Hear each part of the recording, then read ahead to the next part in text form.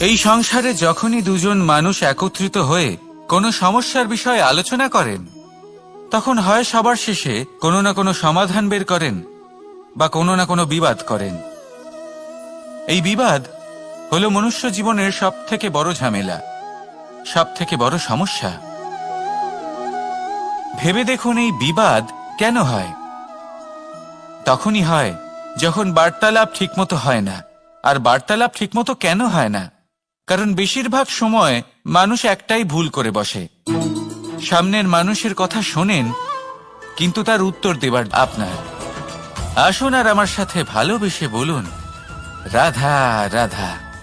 অনেক সময় আমাদের মনেই ভাবনা আসে যে আমাদের নিরীহ স্বভাবের সুযোগ নিয়ে এই সংসারের মানুষ শুধু আমাদের দুঃখই দেয়। কতবার এমন মনে হয় যে আমরা সবাইকে সাহায্য করার জন্য এগিয়ে যাই আর সকলে আমাদেরই দোষ দেয়। অনেক সময় এমন মনে হয় যে আমরা শুধুই সৎকর্ম করি, সকলের ভালো চাই, কিন্তু সকলে আমাদেরই বিষয়ে খারাপ কথা বলতে থাকে। দুঃখ হয়, কিন্তু আমাদের এটা ভেবে দেখা উচিত যে মানুষ আম গাছের গায়ে পাথর ছোড়ে, শাল গাছের গায়ে পাথর কেন ছোড়ে না? কারণ এই আম গাছে পাওয়া যায় মিষ্টি এবং সুস্বাদু ফল। অন্যদিকে শাল গাছ থেকে আমরা কি পাই? শুধুই কাঠ। তাই যদি আপনাকে কেউ কথা শোনায়, আপনাকে কোনো কিছুতে বাধ্য করার চেষ্টা করে, আপনার বিষয়ে অনুচিত কথা বলে, তাহলে নিশ্চয়ই আপনার মধ্যে এমন বিশেষ কিছু আছে যা তাদের মধ্যে নেই। নিজের মধ্যে আত্মবিশ্বাস বাড়িয়ে তুলুন, ধন্যাত্মক ভাব আনুন, সৎকর্ম করতে থাকুন। কোনো কটুতা এই মনে প্রবেশ করতে দেবেন না। এই মন সুপ্রসন্ন হয়ে বলবে, রাধা রাধা। এই হলো এক আম গাছ, আর খুব যত্ন সহকারে আমি এটা বড় করেছি। প্রথমে বীজ বপন করেছি, তারপর সিঞ্চন করেছি, তারপর এর থেকে অঙ্কুর বেরিয়েছে, তারপর দিন প্রতিদিন আমি এতে জল দিয়েছি। আস্তে আস্তে ওর পাতা বেরিয়েছে, তারপর ও একটা গাছের আকার ধারণ করেছে।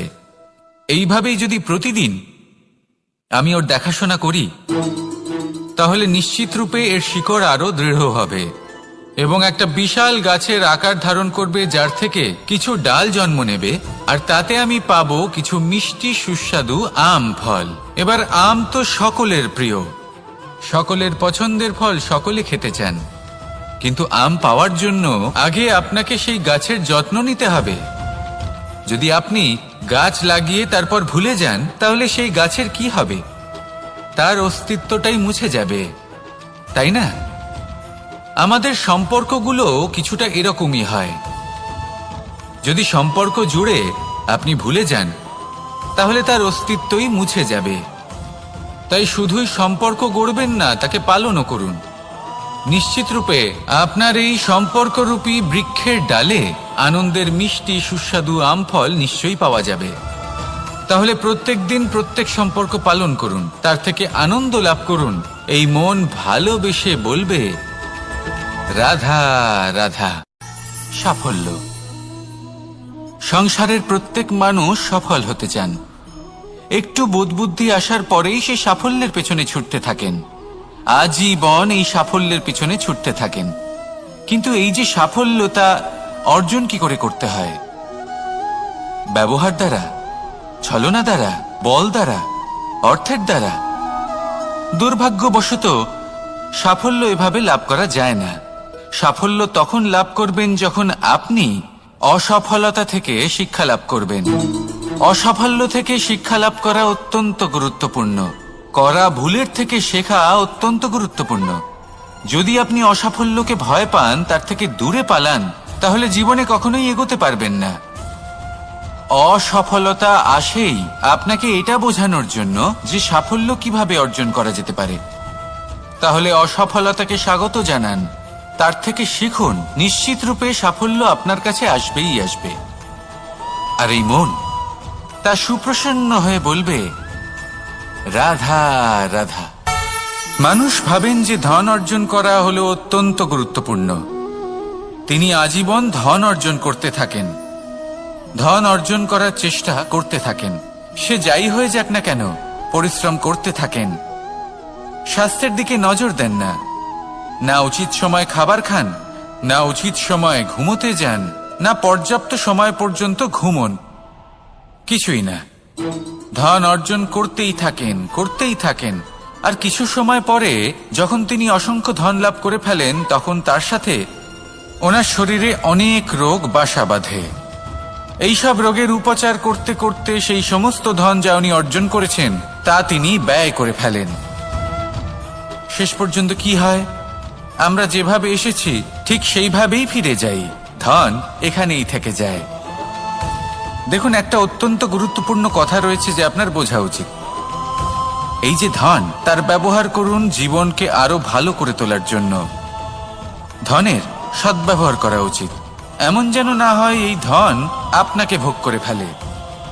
এই জীবনকে নিশ্চিত রূপে আরো শ্রেষ্ঠ করে তুলুন, কিন্তু এই ধন অর্জন করার এই প্রক্রিয়াতে নিজের সারা জীবনকে নষ্ট করে ফেলবেন না। এই জীবন উপভোগ করতে শিখুন, আর আমার সাথে ভালোবেসে বলুন, রাধা রাধা। ধন মানুষের জীবনের সবথেকে বড় প্রয়োজনীয়তা, সেই অস্ত্র যার দ্বারা মানুষের জীবনের অনেক সংকট দূর করে দেওয়া যেতে পারে,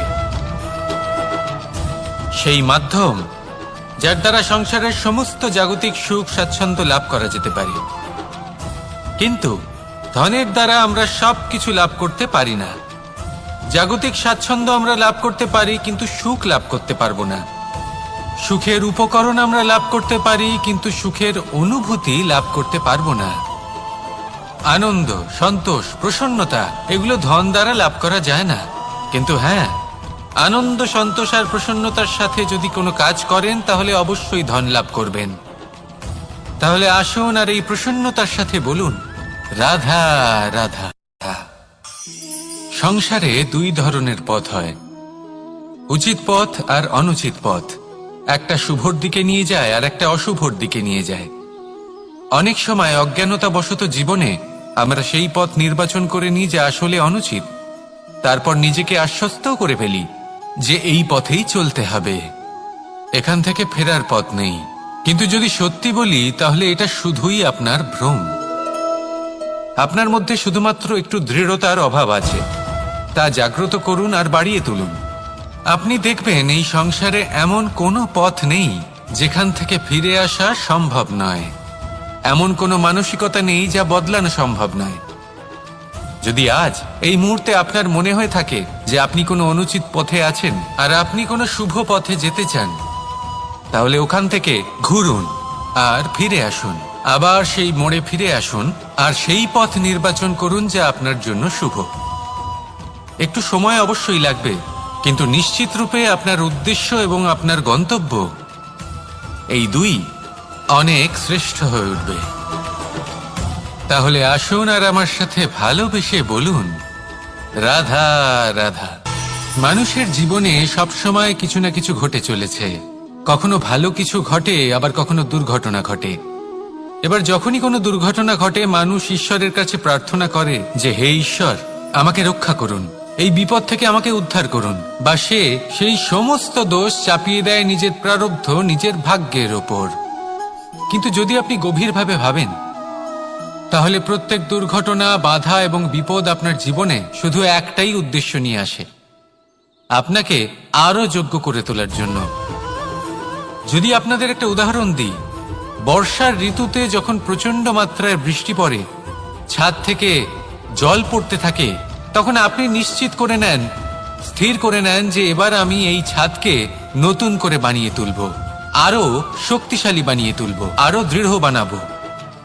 আপনার জীবনে যখন কোনো অসুখ করে, তারপর আপনি জীবনে আরো সাবধানী হয়ে যান, আরো সতর্ক হয়ে যান, স্থির করে নেন যে এটা যেন দ্বিতীয়বার না হয়, ঠিক কিনা? এই বিপদ, এই দুর্ঘটনা, এই সংকট, এগুলো জীবনে আসবে আপনাকে আরো শ্রেষ্ঠ করে তোলার জন্য। এবার এটা আপনার ওপর, আপনি একে ভাগ্যের পরিহাস বলে মনে করবেন নাকি ঈশ্বরের সংকেত মনে করবেন যিনি আপনাকে আরো শ্রেষ্ঠ করে তুলতে চান। সিদ্ধান্ত আপনারই। আসুন আর আমার সাথে ভালোবেসে বলুন, রাধা রাধা। সাফল্য এবং অসফলতা। মানুষের জীবন এই দুই চাকার ওপরই দাঁড়িয়ে থাকে, এর আশেপাশেই ঘুরতে থাকে। তাই সাফল্য এবং অসফলতা অত্যন্ত লাভদায়কও হতে পারে, আবার অত্যন্ত ক্ষতিকারকও হতে পারে। নির্ভর করছে মানুষের উপর। যদি কথা বলা হয় সাফল্যের, তাহলে যখনই সাফল্য আসে তখন সেই সাফল্য তার মাথায় চড়ে বসে। তিনি নিজের পথ থেকে সরে যান, লক্ষ্যভ্রষ্ট হয়ে যান, অনুচিত কাজের দিকে অগ্রসর হয়ে পড়েন, বিনাশের দিকে অগ্রসর হয়ে পড়েন। কিন্তু সেই সাফল্য যদি মাথায় চড়তে না দিয়ে মনের মাঝে বাস করে, তাহলে সে নিজের সাফল্য অনুভব করতে পারবে, নিজের কর্তব্য অনুভব করতে পারবে, ভাববে যে কিভাবে এই সাফল্য দ্বারা সমাজের কিছু মঙ্গল করা যেতে পারে, আর সেই সাফল্যই তার জন্য বরদান হয়ে যাবে। এবার যদি কথা বলি অসফলতার, তাহলে যখনই অসফলতা আসে তখন মানুষ তাতে মন খারাপ করে বসেন, দুঃখী হয়ে পড়েন, হেরে গেছেন বোধ করেন, জীবনের সামনে অগ্রসর হওয়ার সাহস করতেই পারেন না। তার কি করা উচিত? তার মন থেকে না ভেবে মস্তিষ্কের দৃষ্টিভঙ্গি দিয়ে ভেবে দেখা উচিত যে আমি এমন কি করলাম যাতে আমি অসফল হলাম। নিজেকে শুধরে নেওয়া উচিত।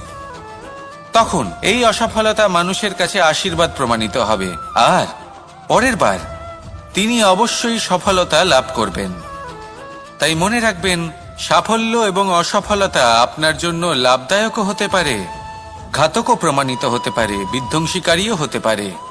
তা নির্ভর করছে আপনার উপর যে আপনি মস্তিষ্ক দিয়ে দেখতে চান নাকি হৃদয় দিয়ে দেখতে চান। শেষ পর্যন্ত সিদ্ধান্ত আপনারই। আসুন আর আমার সাথে ভালোবেসে বলুন, রাধা রাধা। একটা গরু যখন দুধ দেয় তখন তার একটা মূল্য থাকে। ওই দুধ থেকে যদি আপনি দই বানান তাহলে তার মূল্য বৃদ্ধি পায়। দই থেকে যদি মাখন বানিয়ে নেন তাহলে মূল্য আরো কিছুটা বেড়ে যায়। আর মাখন থেকে যদি ঘি বানিয়ে ফেলেন তাহলে মূল্য আরো অনেক বেশি বেড়ে যায়। কিন্তু এর কারণ কি? এরকম কেন হয়? কারণ হলো পরীক্ষা। দুধের মধ্যে যখন জোরন মেশানো হয় তখন দইয়ের টক ভাব চলে আসে, দুধের অস্তিত্ব বদলে যেতে শুরু করে। দুধকে নিজের অস্তিত্ব বদলে ফেলার দুঃখ সহ্য করতে হয়, তখনই তা দইতে পরিণত হয়, তখনই তার মূল্য বৃদ্ধি হয়। এই দইকে মন্থনের যাতনা সহ্য করতে হয়, তবেই সেই দই মাখনে রূপান্তরিত হয়, আর তারপর তার মূল্য বৃদ্ধি হয়। আর মাখন, এই মাখনকে আগুনের আঁচে তপ্ত হতে হয়, তবেই এই মাখন ঘিতে পরিণত হয়, আর তারপরেই এর মূল্য আরো অনেক বেড়ে যায়। মানুষের সাথেও এরকমই হয়। কর্ম করতে থাকুন, কর্মের পরীক্ষায় উত্তীর্ণ হতে থাকুন, আপনার মূল্য অবশ্যই বৃদ্ধি পাবে। তাহলে কর্ম করতে থাকুন, ফলের চিন্তা করবেন না, আর আমার সাথে ভালোবেসে বলুন, রাধা রাধা। কোনো গাছের গায়ে লেগে থাকা ফলকে দেখুন, সে কতটা সুখী অনুভব করে, কতটা সুরক্ষিত অনুভব করে। তার যে খাবারের প্রয়োজন পড়ে তা সে গাছের শিকড় থেকে পেয়ে যায়। গাছের শাখা, ডাল তাকে সাহায্য করে থাকে, পাতা তাকে আশ্রয় দেয়, ওকে ছায়া প্রদান করে। কিন্তু সেই ফল যদি ওখানেই থাকে তাহলে কি হবে? উচিত হবে না।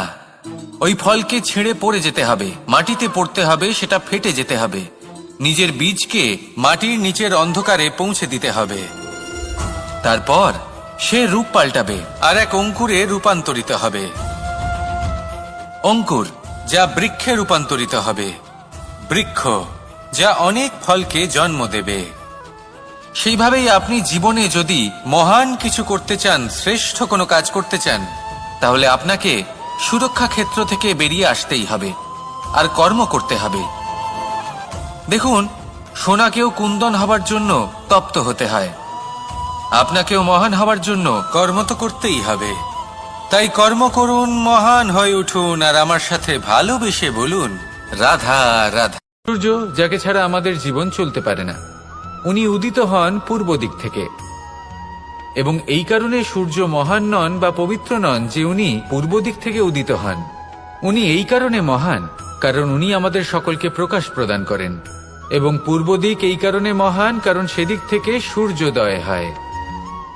এবার সূর্যাস্ত হয়ে থাকে পশ্চিম দিক থেকে, আর তাই বেশিরভাগ মানুষ পশ্চিমকে অশুভ মনে করেন, অপবিত্র মনে করেন।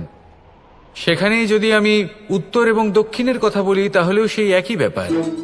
উত্তর দিকে যদি আমরা কখনো যাত্রা করতে চাই, তাহলে আমরা নিঃসংকোচে কোনো ভাবনা চিন্তা ছাড়াই যাত্রা করতে পারি। সেখানেই দক্ষিণ দিকে যদি আমরা যাত্রা করতে চাই, তাহলে আমরা শুভ মুহূর্ত খুঁজি। কারণটা কি? কারণ উত্তর দিকে হিমালয় পর্বত আছে, যেখানে আমরা জড়িবুটি খুঁজে পাই, যেখান থেকে পবিত্র নদী প্রবাহিত হয়। সেখানেই দক্ষিণ দিকে আছে বিশাল নোনা জলের সাগর। এমন একটা স্থানও আছে যেখানে লঙ্কাপতি রাবণ থাকতেন। আর হয়তো এই সকল কর্মের কারণেই আমাদের দৃষ্টিভঙ্গি এমন হয়ে গেছে। তাই আপনার কর্ম সবসময় যথাসম্ভব শ্রেষ্ঠ রাখুন, কারণ আপনার কর্ম শুধু আপনার জন্যই নয়। আপনি যেখানে আছেন, আপনার কুল, আপনার স্থান, আপনার দিশা, এই সব কিছুর ওপর তার প্রভাব পড়বে। তাই সবসময় শুভ কর্ম করুন এবং আমার সাথে ভালোবেসে বলুন রাধা রাধা। বনে, সেই বনের বিষয়ে, সেই পথের বিষয়ে, গাছপালার বিষয়ে, পশুপক্ষী।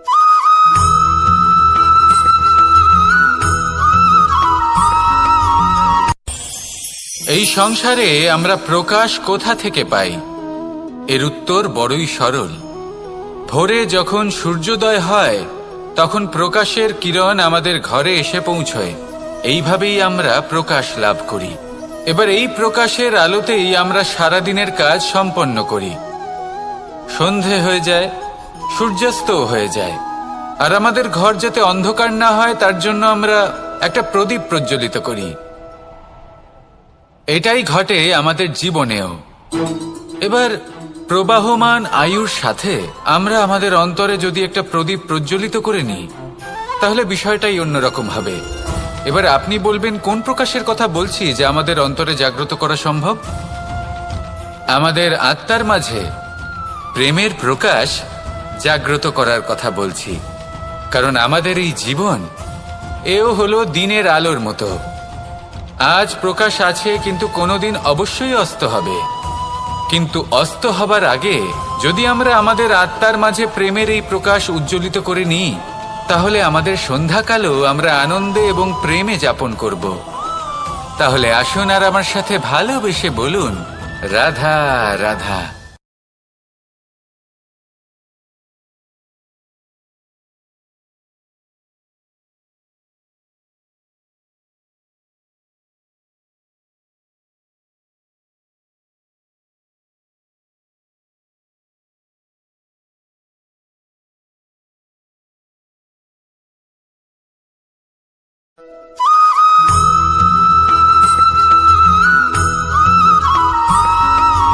আমাদের শরীর প্রকৃতির সর্বশ্রেষ্ঠ রচনা।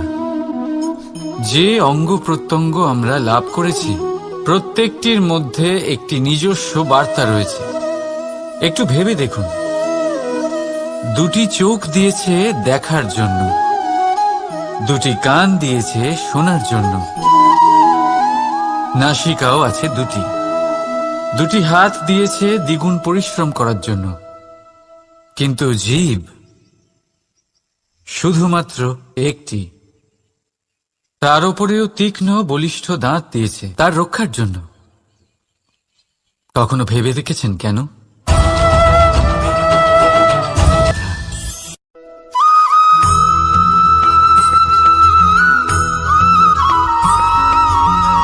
যখন আমরা কোনো বনে প্রবেশ করি, তখন এই সবুজ ঘাস দেখে, এই কোমল ঘাস দেখে আমাদের মন প্রফুল্ল হয়ে ওঠে। ভিন্ন ভিন্ন প্রজাতির ফুল, ভিন্ন ভিন্ন রঙের ফুল দেখে এই মন আনন্দে ভরে ওঠে। এখানে শিশুরা আনন্দ লাভ করে, বড়রা ভোজন গ্রহণ করেন, কথাবার্তা বলেন, হাঁটাহাঁটি করে বেড়ান।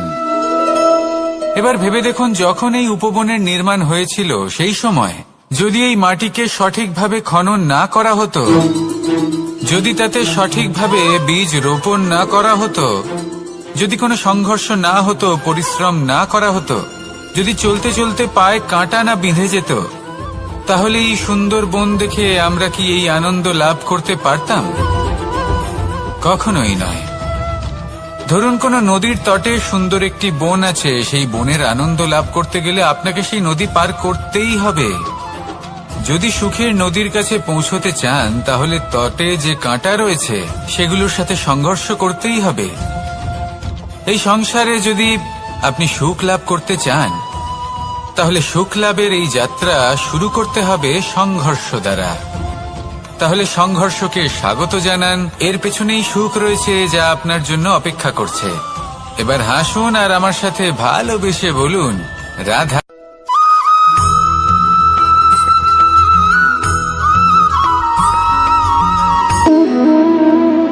সম্পর্ক হলো আমাদের জীবনের একটি আধার।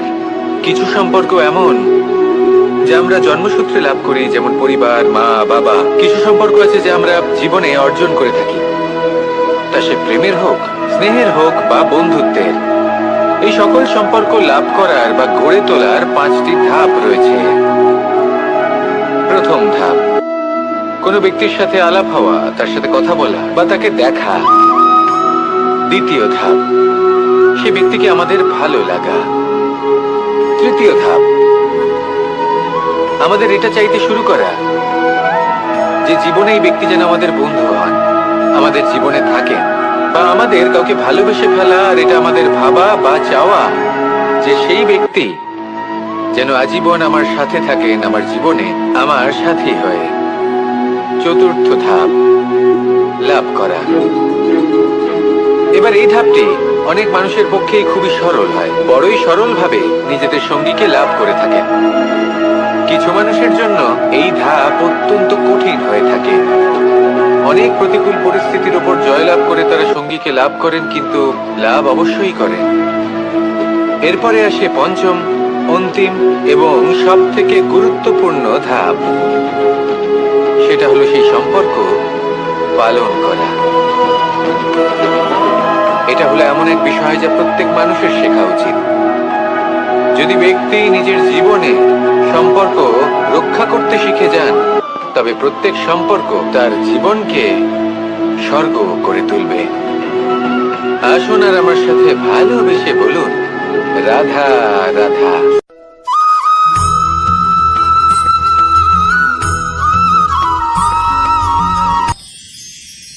মানুষ তার জীবনে দুই ধরনের পরিস্থিতিকে খুব ভয় পায়। এক, কোনো কারণবশত কারোর সামনে নত হওয়া। দুই, কোনো কারণে নিজের চরিত্র থেকে, নিজের মূল্যবোধ থেকে বিচ্যুত হওয়া। এবার কেন হয় এরকম যে কথায় কথায় কারোর সামনে নত হতে হয়? কেন বারংবার নিজের চরিত্র থেকে চ্যুত হতে হয়? এরকম কেন হয়? এটা তখনই হয় যখন আমাদের শিক্ষা এবং মূল্যবোধের অভাব থাকে। যদি মানুষের মধ্যে প্রকৃত শিক্ষা থাকে তাহলে এই সংসারে কোনো সময় এবং কারোর সামনেই নত হওয়ার কোনো প্রয়োজন নেই। যদি মানুষের মধ্যে মূল্যবোধ থাকে তাহলে তাকে নিজের মূল্যবোধ বা চরিত্র থেকে বিচ্যুত হতে হয় না, তা সে যাই হয়ে যাক না কেন। কোনো বালককে যদি জন্ম থেকেই সুশিক্ষার অধিকারী করা হয়, শিক্ষিত করা হয়, মূল্যবোধের অধিকারী করা হয়, তবে সে এই সংসারে এমন কর্ম করবে যাতে সে নিজেকে, নিজের পরিবারকে, সমগ্র সমাজকে গর্বিত করতে পারে। শিক্ষা লাভ করুন, মূল্যবোধ লাভ করুন এবং আমার সাথে ভালোবেসে বলুন, রাধা রাধা।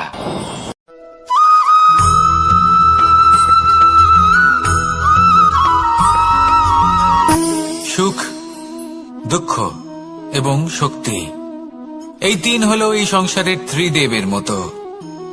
আমাদের জীবনে যা কিছু ঘটছে এই তিনটির ভিত্তির উপরেই হচ্ছে। আসলে এই সংসারের একটা নিয়ম আছে, যখনই আপনি কিছু লাভ করেন এই সংসার আপনার পরীক্ষা নেয়। এটা জানার জন্য আপনার পরীক্ষা নেয় যে আপনি যা কিছুই লাভ করেছেন আপনি কি আদৌ সেটার যোগ্য কিনা। ঠিক সেইভাবেই এই সুখ, দুঃখ এবং শক্তি আপনার পরীক্ষা নিয়ে থাকে। যখন সুখ আসে তখন সে আপনার পরীক্ষা নেয় যে আপনার মধ্যে অহংবোধ জাগ্রত হয়নি তো। যদি অহংবোধ চলে আসে তাহলে সুখ সেখানেই সঙ্গ ত্যাগ করে। দুঃখ আপনার ধৈর্যের পরীক্ষা নিতে থাকে, আর যদি আপনার মধ্যে ধৈর্য না থাকে তাহলে এটা আপনাকে আরো বেশি দুঃখের গভীর অন্ধকারে ঠেলে দেবে। সেখানে শক্তি পরীক্ষা নেয় আপনার বিনম্রতার। যদি আপনি বিনম্র না হন তাহলে হয় এই শক্তি আপনার সঙ্গ ত্যাগ করবে, নয় এই শক্তি বিনম্রতার অভাবে আপনার পতনের কারণ হতে পারে। এই সংসারে যে কোনো ব্যক্তি যিনি এই পরীক্ষায় উত্তীর্ণ হয়ে থাকেন, এই জীবনে তিনি সাফল্য লাভ করেন। আসুন আমার সাথে ভালোবেসে বলুন, রাধা রাধা।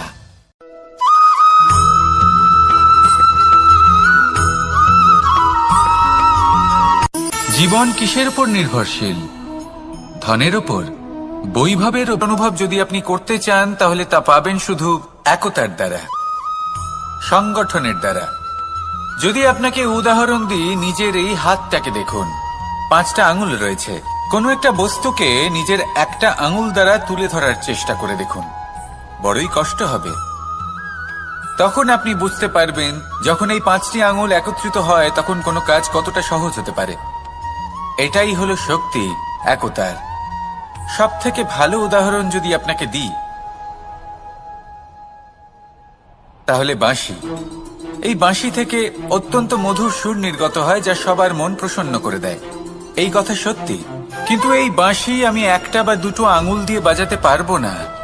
আমাকে প্রত্যেকটা আঙুল ব্যবহার করতেই হবে, তবেই এর থেকে মধুর সুর নির্গত হবে যা সকলকে প্রসন্ন করবে, ঠিক কিনা?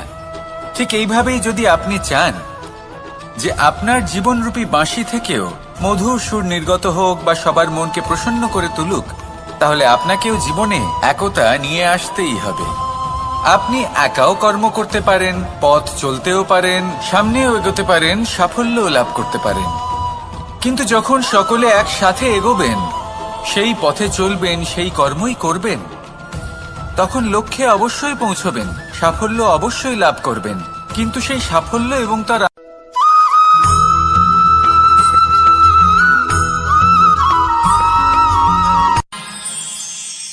আমরা সবাই সূর্যকে সম্মান কেন করি? কারণ আমরা জানি যে সন্ধেবেলা যখন সূর্যাস্ত হবে তখন শুধুমাত্র অন্ধকার বাকি থাকবে। ঠিক কিছুটা এরকমই হয় আমাদের মাতা পিতাও, যিনি আমাদের জন্ম দেন, আমাদের ভরণ পোষণ করেন, আমাদের বড় করেন, আমাদের প্রেম প্রদান করেন। কখনো কখনো তাদের মুখ থেকে কটু কথা নিঃসৃত হয়, আমাদের দুঃখ হয়, কিন্তু তখন আমাদের এটা বোঝা উচিত এগুলি নিঃসৃত হচ্ছে আমাদেরই মঙ্গলের জন্য। যেমন সূর্যদেব, উনিও উত্তাপ দিয়ে থাকেন আমাদেরই মঙ্গলের জন্য, যাতে ফসল পাকতে পারে, যাতে জল বাষ্প হয়ে মেঘ হতে পারে, বৃষ্টি হতে পারে, আর এই সংসারে নিরন্তর জলের প্রবাহ থাকে। আমাদের মাতা পিতা, তাদের কঠোর আচরণ, তাদের কঠোর অনুশাসনের পেছনে লুকিয়ে থাকে ওনাদের ভালোবাসা। আমাদের তা বুঝতে হবে, সসম্মানে ওনাদের গ্রহণ করতে হবে।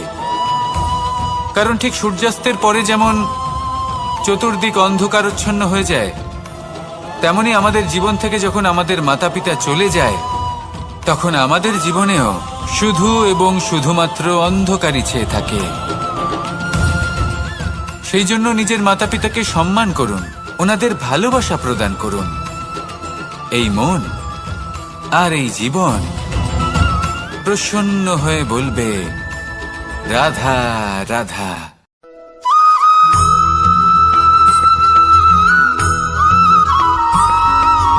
বসন্ত ঋতু, এই সময় মন আনন্দে ভরে থাকে। এমন মনে হয় যেন আমরা আকাশে বিচরণ করতে চলে যাই, কিন্তু সেটা তো সম্ভব নয়। সেই জন্য হয়তো আমরা ঘুড়ি ওড়াই, এই ঘুড়িকে নিজেদের প্রতিরূপ মনে করে। এবার অনেক মানুষ আছেন যারা ঘুড়ি ওড়ান, কিন্তু এই কর্মের সারমর্ম কি সেটা কজন বুঝতে পারেন? আপনি এটা মনে করুন যে আপনি হলেন সেই ঘুড়ি, আর এই সুতো যিনি ধরে রয়েছেন তিনি হলেন পরমাত্মা। আর এই সুতো যেখান থেকে শুরু হয় সেই লাটাই হলো আমাদের কর্মচক্র। এবার আপনি নিজেই অনুমান করুন যে এই উড়ান কার ওপর নির্ভরশীল, পরমাত্মার ওপর আর আপনার কর্মের ওপর। যদি পরমাত্মা আপনার হাত ধরে থাকেন, আপনার সাথে থাকেন, যদি আপনি শুভ কর্ম করতে থাকেন, আপনি এই আকাশে উড়তে থাকবেন। কিন্তু কোথাও যদি পরমাত্মার সাথে এই বন্ধন ছিন্ন হয়, আপনার কর্মচক্র খারাপ হয়ে যায় বা থেমে যায়, তাহলে আপনার এই ঘুড়ি কেটে যাবে আর দূরে কোনো গাছের ডালে গিয়ে আটকে যাবে। তাই শুধুমাত্র ঘুড়ি ওড়াবেন না, তার থেকে শিখুন, পরমাত্মার সাহচর্যে থাকুন, সবসময় শুভ কর্ম করতে থাকুন আর সবসময় এই আকাশে উড়তে থাকুন। আসুন আর আমার সাথে ভালোবেসে বলুন, রাধা।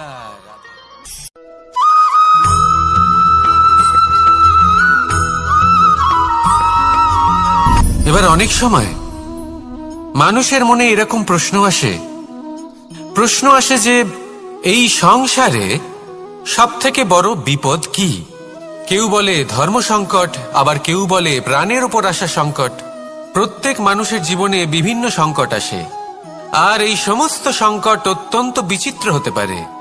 এই সমস্ত সংসার হলো সংকট দ্বারা পরিপূর্ণ। ঠিক আছে, আপনাকে একটা উদাহরণ দিই। একজন ধনী ব্যক্তি, এবার ওনার জীবনে সংকট কি হতে পারে? সংকট এটাই যে কেউ তার সম্পত্তি চুরি না করে নেয়, আমরা বুঝতে পারছি। এবার একজন চোর, তার জীবনে সংকট কি হতে পারে? যে চুরি করার সময় সে যদি তার একটা কাশি চাপতে না পারে, তাহলে সে ধরা পড়ে যেতে পারে, ঠিক কিনা? আবার অনেক সময় এমনও হয় যে যার জন্য আমি সংকট, সেও আমার কাছে সংকট। যেমন এই পরিস্থিতিতে দেখুন, সংকট হলো সংকট, এ তো জীবনে থাকবে, কিন্তু এর সম্মুখীন কিভাবে হওয়া যায়? খুব সরল, সব এটার ওপর নির্ভর করে, মনের ওপর। এই মনকে নিয়ন্ত্রণ করলে সব ঠিক থাকবে। এবার যদি ধনী ব্যক্তি মনকে নিয়ন্ত্রণ করে ফেলেন, নিজের অর্থের ব্যবহার শুভ কাজের জন্য, সমাজের সেবার জন্য বিকাশ করতে করেন, ওই অর্থকে একত্রিত করে না রাখেন, তাহলে চুরির সমস্যা, এই সংকট সেখানেই কেটে যাবে। এবার যদি কথা বলি সেই চোরের, তাহলে চোর যদি নিজের মনকে সংযত করে নেয়, যদি নিজের কর্মকে নিয়ন্ত্রণ করতে পারে, তাহলে এমন কোনো স্বর নেই যা ওকে ধরা পড়তে বাধ্য করবে। সেই জন্য জীবনে সংকট যতই আসুক, যত বড়ই সংকট আসুক না কেন, কবচ হলো একটাই, আর এই কবচের নাম হলো আত্মনিয়ন্ত্রণ। নিজের মনকে নিয়ন্ত্রণে রাখতে শিখুন। এটা নিজের জীবনে প্রয়োগ করে তো দেখুন। যদি আপনি করতে পারেন, তবে আপনি দেখবেন যে সংকট তো জীবনে আসা যাওয়া করে, কিন্তু সেই সংকটগুলির সম্মুখীন আপনি এইভাবে করতে পারবেন। তাহলে সেটাই করুন, আর আমার সাথে ভালোবেসে বলুন, রাধা রাধা।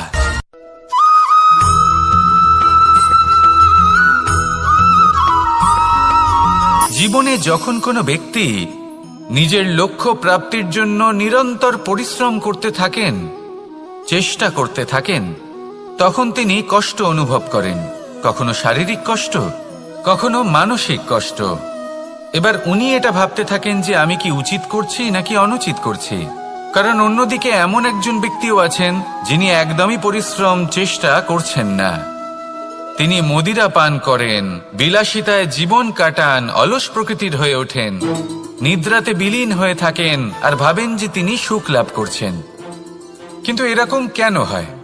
কারণ যখন আমরা সৎ পথে থাকি, উচিত পথে চলি, লক্ষ্য প্রাপ্ত করার জন্য চেষ্টা করতে থাকি, তখন আমাদের ভেতরে থাকা নেতিবাচক শক্তি এবং পাপ এই দেহকে ত্যাগ করে দেয়। আর এই অনুভূতিটাই আমাদের দুঃখের অনুভূতি দেয়, কষ্ট দেয়। এবার সেখানে যদি আমরা কুপথে চলি, অনুচিত পথে চলতে থাকি, তাহলে আমাদের ভেতরে থাকা পুণ্য এবং ধনাত্মক শক্তি আমাদের দেহ ত্যাগ করে দেয়। আর এই অনুভূতির কারণেই আমরা সুখ অনুভব করি। কিন্তু কখনো ভাববেন যে এই সুখ বেশি সময় পর্যন্ত থাকে না। সেই জন্য সবসময় মনে রাখবেন, যদি আপনি জানেন যে এটাই আপনার লক্ষ্য, এটাই উচিত পথ, শুভ পথ, তাতে নিরন্তরভাবে এগিয়ে যেতে চেষ্টা করতে থাকুন।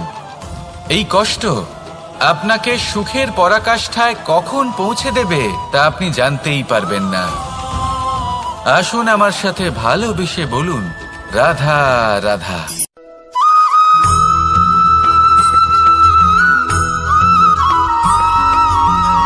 মানুষের মানসিকতা এমন হয় যে সে যতটা করে আশা করে যে তার থেকে অনেক বেশি তার বদলে সে পাবে। দেখুন, সবকিছুই আপনার ভাবনা চিন্তার উপর নির্ভর করছে।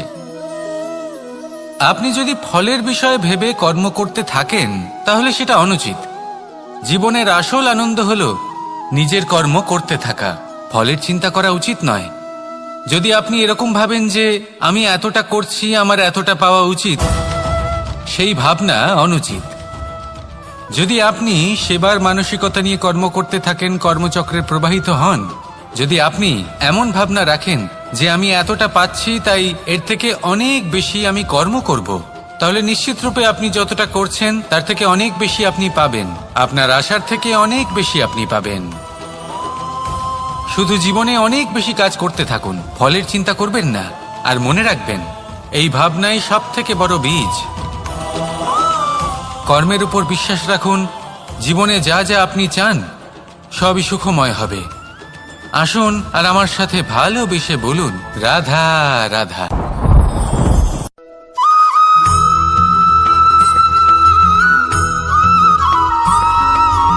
আমাদের শরীর প্রকৃতির সর্বশ্রেষ্ঠ রচনা। যে অঙ্গ প্রত্যঙ্গ আমরা লাভ করেছি প্রত্যেকটির মধ্যে একটি নিজস্ব বার্তা রয়েছে। একটু ভেবে দেখুন, দুটি চোখ দিয়েছে দেখার জন্য, দুটি কান দিয়েছে শোনার জন্য, নাসিকাও আছে দুটি, দুটি হাত দিয়েছে দ্বিগুণ পরিশ্রম করার জন্য। কিন্তু জীব শুধুমাত্র একটি, তার উপরেও তীক্ষ্ণ বলিষ্ঠ দাঁত দিয়েছে তার রক্ষার জন্য। কখনো ভেবে দেখেছেন কেন?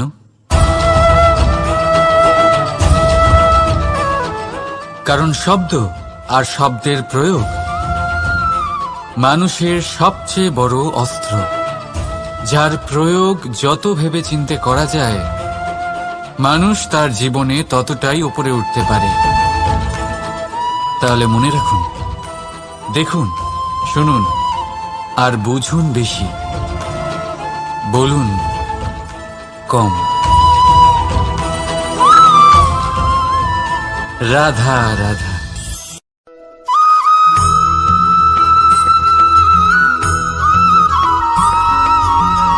এই সংসারে কোনো বস্তু হোক বা ব্যক্তি হোক, তার একার গুরুত্ব কিন্তু খুব বেশি নয়।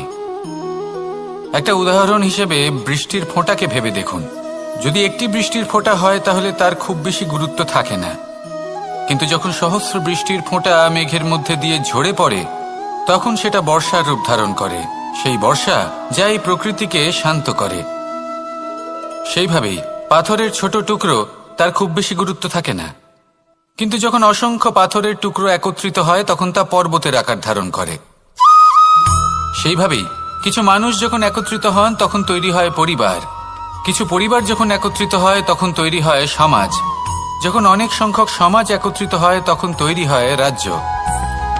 এবার এই রাজ্যের সব থেকে গুরুত্বপূর্ণ ব্যক্তি হতে পারেন রাজা, কিন্তু তাও সেই রাজা একা কিছু করতে পারেন না। যুদ্ধ লড়ার সময় তারও নিজের সৈন্যদলকে প্রয়োজন পড়ে। কিন্তু এই সংসারে এমন একজন ব্যক্তি আছেন যিনি একাই সব কাজ করতে থাকেন, এবং সেই ব্যক্তি হলেন মা। আমাদের জীবনে একজন পিতার ভূমিকা কিন্তু নিঃসন্দেহে অমূল্য, কিন্তু আমাদের সকলের জীবনে যে ভূমিকা একজন মায়ের তা অন্য কারোর থাকে না। একজন মা একাই সন্তানকে বড় করতে পারেন, সংস্কারী করে তুলতে পারেন, তার জন্য পরিশ্রম করেন। আর এত কিছু কাজ করার পরেও তার কাজের জন্য তিনি প্রশংসা অবশ্য পান না। উল্টে যদি সেই সন্তান অনুচিত পথে চালিত হয়, অনুচিত কর্ম করে, তখন সেই মাকেই অপবাদের পাত্র হয়ে উঠতে হয়। আমাদের জীবনে মায়ের যোগদান কতটা সেটা বুঝুন। আপনাকে বড় করে তোলার জন্য উনি কতটা পরিশ্রম করেছেন সেটা বুঝুন। আজ থেকে, এখন থেকে, এই মুহূর্ত থেকে মাকে সম্মান করতে শিখুন। যখন সময় পাবেন, যখন সুযোগ হবে, তখন তার প্রশংসা করুন, ওনারও ভালো লাগবে। আর মায়ের এই মমতার জন্য, তার এই ভূমিকার জন্য আসুন সবাই মিলে আমরা তাকে প্রণাম করি, আর সকলে মিলে ভালোবেসে বলি, রাধা রাধা।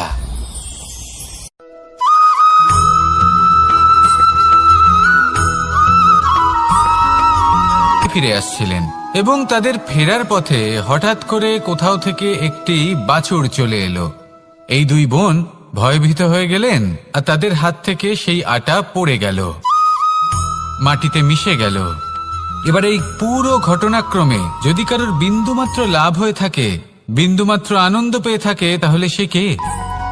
সেই ছোট বোন, যিনি মাঝে মাঝেই গমের দানা তুলছিলেন এবং খাচ্ছিলেন। কিছুটা হলেও উনি আনন্দ লাভ করেছিলেন। এবার এরকমই হলো আমাদের জীবনে ভক্তি এবং ভালোবাসা সংক্রান্ত বিষয়ে। মানুষ নিজের জীবনের দৈনিক কাজে এতটাই ব্যস্ত হয়ে পড়েন, প্রত্যেক দিন শুধু কাজ কাজ কাজ কাজ করতে থাকেন, আর তাতে ভক্তি এবং ভালোবাসার জন্য সময় বার করতেই পারেন না।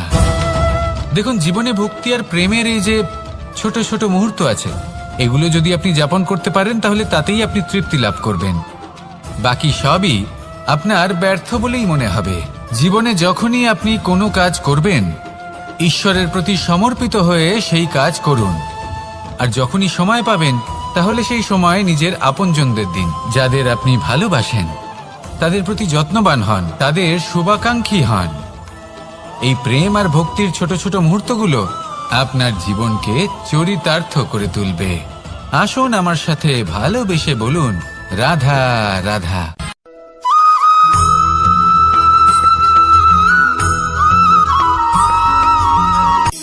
শক্তি শক্তি অর্জন করা এতটা কঠিন নয় যতটা শক্তি লাভ করার পরে সেই শক্তি সামলানো কঠিন হয়। কারণ যেই মানুষ শক্তি লাভ করে, তার মনে গর্ববোধ জন্মায়, জন্মায় অহংকার, জন্মায় জেদ। তাই শক্তি প্রাপ্ত করার সাথে বিনম্র থাকাও অত্যন্ত আবশ্যক। আর এটা আমাদের শেখা উচিত বৃক্ষের থেকে। বৃক্ষ যা আমাদের ফল দেয়, বৃক্ষ যা যত ফল দেয় ততটাই ঝুঁকে যায়। আমরা পাথর মারি ওই বৃক্ষের থেকে ফল প্রাপ্ত করার জন্য। সেই পাথরের মার সহ্য করেও বৃক্ষ আমাদের ফল দেয়। কোনো গর্ববোধ নেই, কোনো অহংকার বোধ নেই, আর সেই জন্য এই বৃক্ষের পুজো করা হয়। এটাই হলো মাহাত্ম্য শক্তির সাথে বিনম্রতার। যদি এই শক্তি সৃজন করে থাকে, সাহায্য করে থাকে, সম্বল হয়ে থাকে, তবেই সেই শক্তি উপযুক্ত। আর নয়তো সেই শক্তি একদিন আপনাকে আসক্ত অবশ্যই করবে। তাহলে শক্তি অবশ্যই অর্জন করুন, কিন্তু তার সাথে সেই শক্তি সামলানোর মতো বিবেকও আপনাকে অবশ্যই জাগ্রত করতে হবে। তাহলে আসুন আমার সাথে ভালোবেসে বলুন, রাধা রাধা।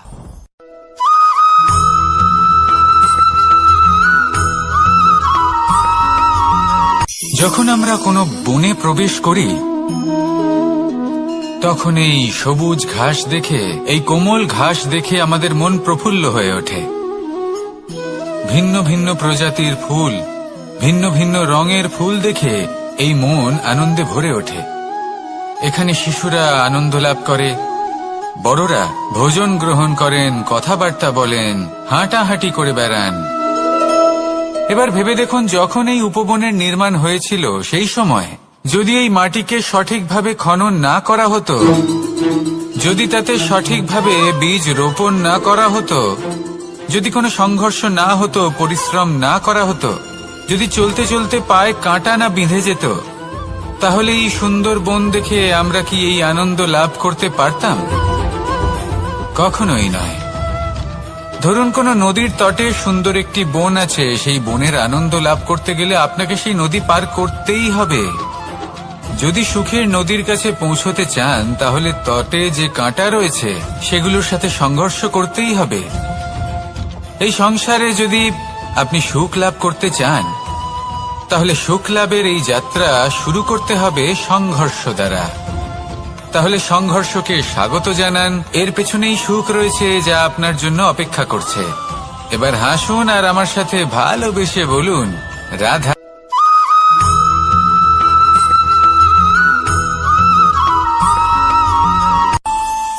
আমাদের মনে যখন কোনো প্রশ্ন ওঠে, কোনো দ্বন্দ্ব জাগে, তখন আমরা যাই আমাদের গুরুর কাছে, আমাদের আরাধ্যের কাছে গিয়ে জিজ্ঞেস করি।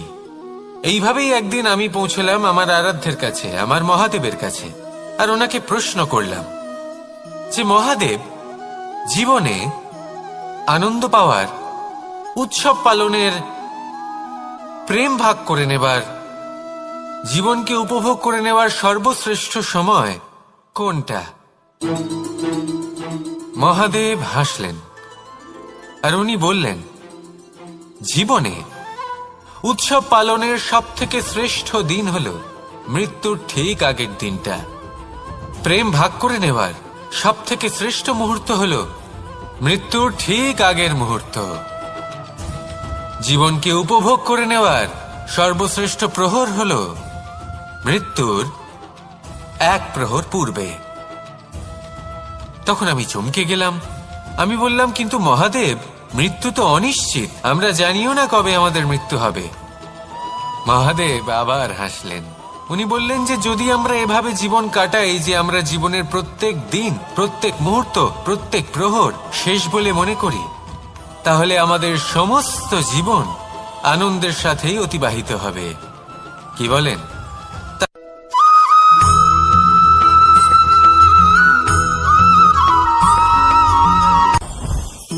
জীবনে কিছু শেখা অত্যন্ত গুরুত্বপূর্ণ। এবার কি কি শিখতে হবে সেই সব শেখানোর জন্য অনেক শিক্ষক রয়েছেন, কিন্তু কি শিখবেন না আর কি করবেন না, এটা আমাদের নিজের অভিজ্ঞতা দিয়ে শিখতে হয়। কিন্তু তার মানে এটা নয় যে যদি আপনাকে শিখতে হয় যে আগুনের তাপ কতটা, আপনাকে আগুনের মধ্যে হাত দিতে হবে। না, অন্য কারোর অভিজ্ঞতা দ্বারাও শিখতে পারেন। প্রশ্ন শুধুমাত্র একটাই যে আপনি কি শিখতে চান নাকি চান না।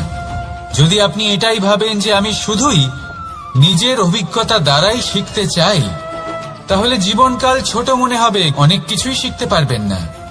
তাই নিজের সাথে সাথে বড়দের অভিজ্ঞতা দ্বারাও শেখা শুরু করে দিন। এই সংসারের অভিজ্ঞতা দ্বারা শিখতে শুরু করে দিন।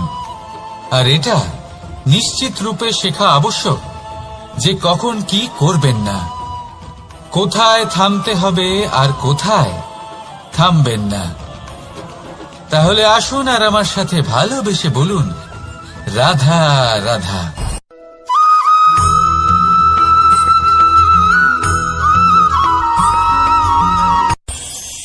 এই সংসারে আমরা প্রকাশ কোথা থেকে পাই? এর উত্তর বড়ই সরল। ভোরে যখন সূর্যোদয় হয় তখন প্রকাশের কিরণ আমাদের ঘরে এসে পৌঁছয়।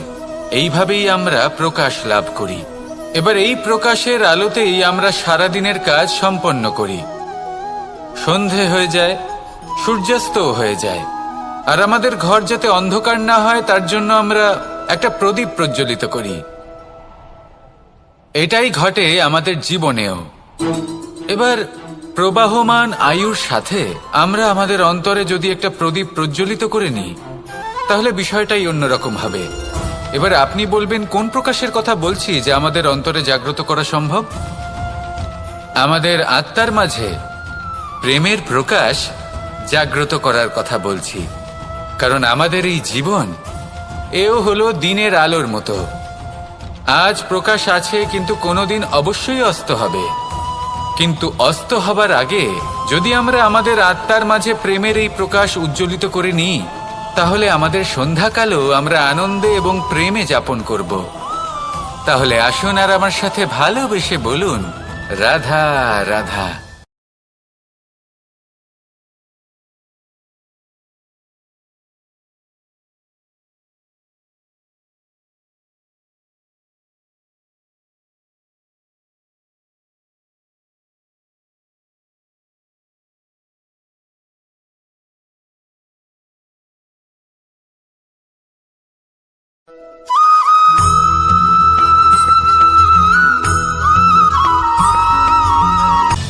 সময়, জীবন, কাল।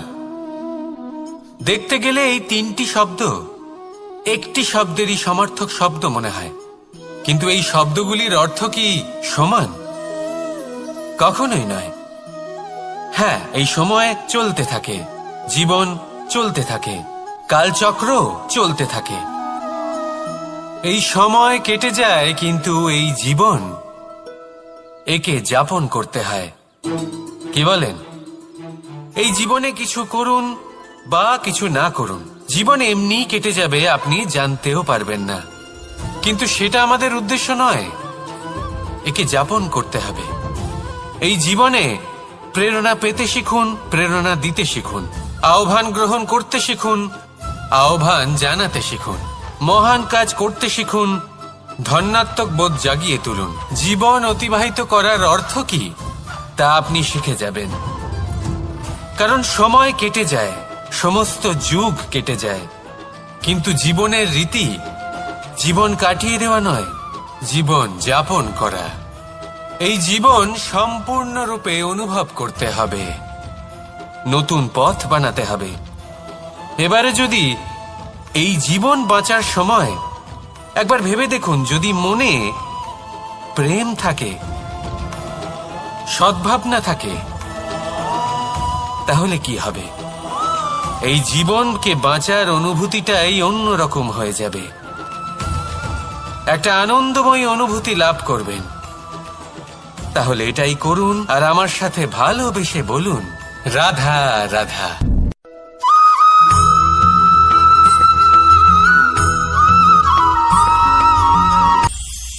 এটা হলো ধান গাছ। এর থেকে যে চাল উৎপন্ন হয় তা মানুষ গ্রহণ করেন। আর এটা কি? এ হলো জংলি ঘাস। একবার ভেবে দেখুন, যদি এই জংলি ঘাস ধান গাছের আশেপাশে থাকে তাহলে কি হবে? ধান উৎপন্ন হতে পারবে? তা উৎকৃষ্ট হতে পারবে? আমরা কি তা গ্রহণ করতে পারবো? কখনোই নয়। এই জংলি ঘাস ধানকে নষ্ট করে দেবে, কিন্তু নিজে জীবিত থাকবে। এটাই হলো আজকের শিক্ষা। এই সংসারে যদি আপনি নীতির পথে চলতে চান, উচিত কর্ম করতে চান, সংসারকে সেবা করতে চান, তাহলে জংলি ঘাসের মতো ব্যক্তিদের থেকে সবসময় দূরে থাকতে হবে। সেই ব্যক্তি যারা দুর্নীতি এবং মিথ্যা দ্বারা পরিপূর্ণ, যাদের ব্যবহার অশুভ, যাদের অনেক অশুভ গুণ রয়েছে, তারা সঠিক নয়। সেই সকল ব্যক্তি যাদের চরিত্র অত্যন্ত দুষ্ট হয়, তারা হয় শুভ চরিত্রের ব্যক্তিকে একদম নষ্ট করে দেয়, নয় নিজের মতো বানিয়ে তোলে। তাই যদি আপনি নীতির পথে চলতে চান, এই সংসারের জন্য শুভ কর্ম করতে চান, তাহলে সেই সঙ্গ লাভ করুন যে সঙ্গ জ্ঞানে পরিপূর্ণ, যাদের মধ্যে অনেক গুণ আছে, যাদের থেকে প্রতিদিন কিছু শিখতে পারবেন। এমন ব্যক্তির সাথে জীবন অতিবাহিত করুন, দুরাচারীদের থেকে দূরে থাকুন। তবেই এই মন প্রসন্ন হয়ে বলবে, রাধা রাধা।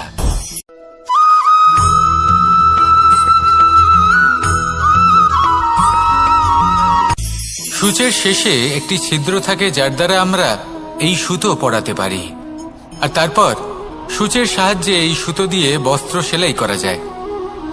কিন্তু যদি সুতোটা সোজা করে ধরা না হয়, তাহলে সূচে কখনো এই সুতো পরানোই সম্ভব নয়। যদি এতে কোনো গিঁট পড়ে, তখন তা কখনোই এই ছিদ্র দ্বারা প্রবেশ করা সম্ভব নয়। ঠিক এইভাবেই যদি আপনি কারোর জীবনে প্রবেশ করতে চান, কারোর অন্তরে প্রবেশ করতে চান, তাহলে আপনাকেও সহজ থাকতে হবে। এতে কোনো গিট থাকলে চলবে না, অর্থাৎ মনে যাতে কোনো মালিন্য না থাকে, যেন কোনো কুচিন্তা না থাকে। যদি এসব থাকে তাহলে আপনি কখনো কারোর জীবনে প্রবেশ করতে পারবেন না। আর যদি কোনোভাবে আপনি প্রবেশ করেও যান তাহলে তার মনে ঘর করতে পারবেন না। নিজেকে এই সুতোর মতন করে তুলুন, সহজ। মনে যেন কোনো কুচিন্তা না থাকে, সবার প্রতি যেন সদ্ভাবনা থাকে, শুভ চিন্তা থাকে। এমনটা করতে থাকুন। এমন একটা দিন আসবে যেদিন এই সমস্ত সংসারের ব্যক্তির মনে আপনি বাস করবেন, আর তখন এই মন প্রসন্ন হয়ে বলবে, রাধা রাধা।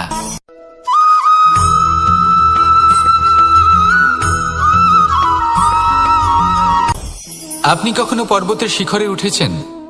আপনি দেখতে পাবেন পর্বতের পদতলে প্রচুর সুন্দর ফুল রয়েছে, সবুজ বনানী রয়েছে। যত আপনি ওপরে উঠতে থাকবেন তত ফুল কমতে থাকবে, সবুজ বনানী কমতে থাকবে। আরো কিছুটা ওপরে উঠলে কাঁটা জাতীয় গাছ দেখতে পাবেন, শুকনো গাছ দেখতে পাবেন। আরো যদি ওপরে ওঠেন তাহলে পাষাণ দেখতে পাবেন। আরো ওপরে উঠলে হিমখণ্ড দেখতে পাবেন। এই যে পর্বত, তা মনুষ্য জীবনের সবথেকে উত্তম উদাহরণ। মানুষ যখন সাফল্যের শিখরে পৌঁছতে চান, মহানুভবতার শিখরে পৌঁছতে চান, পথে যত আস্তে আস্তে উপরে উঠতে থাকেন ততই ভৌতিক বস্তু তার থেকে বিচ্ছিন্ন হতে থাকে। যদি তিনি সেই ভৌতিক বস্তুগুলি ত্যাগ না করতে পারেন তাহলে কখনোই সেই স্থানে পৌঁছতে পারবেন না। আর মানুষ যদি উচিত ত্যাগ করতে পারেন, পথে অগ্রসর হতে থাকেন, এগোতে থাকেন, তাহলে একদিন না একদিন তিনি মহানুভবতার, জ্ঞানের, সাফল্যের হিমের স্বাদ অবশ্যই লাভ করবেন। মনে রাখবেন, মানব জীবনে ত্যাগ হলো অত্যন্ত গুরুত্বপূর্ণ অংশ। আসুন আমার সাথে ভালোবেসে বলুন, রাধা রাধা।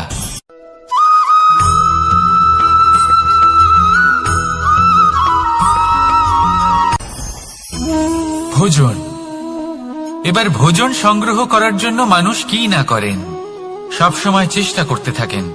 ফসল উৎপাদনের জন্য অনেক পরিশ্রম করতে থাকেন, কিন্তু অনেক সময় অনেক পরিশ্রম করার পরেও ফসল ভালো উৎপাদন হয় না।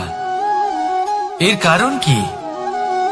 কারণ হলো এটাই যে আপনি পরিশ্রম হয়তো অনেক করেছেন, কিন্তু আপনার নজর তো সেই বীজের দিকে ছিলই না যা আপনি রোপণ করেছেন। সেই জন্য সব সময় কোনো বীজ রোপণ করার আগে তাকে পরখ করে দেখুন, তা অত্যন্ত আবশ্যক। আর সেইভাবেই যখনই কোনো কর্মের প্রশ্ন আসে, তাহলে সেখানে শুধুমাত্র পরিশ্রম যথেষ্ট নয়। সেই কাজের প্রতি আপনার কর্তব্য কি, আপনার উদ্দেশ্য কি, সেটা জানা হলো অত্যন্ত গুরুত্বপূর্ণ। তাই কর্ম করুন, কিন্তু সেই কর্মের প্রতি আপনার যা উদ্দেশ্য তার মাহাত্ম্য বুঝতে চেষ্টা করুন। তাহলে আসুন আমার সাথে ভালোবেসে বলুন, রাধা রাধা।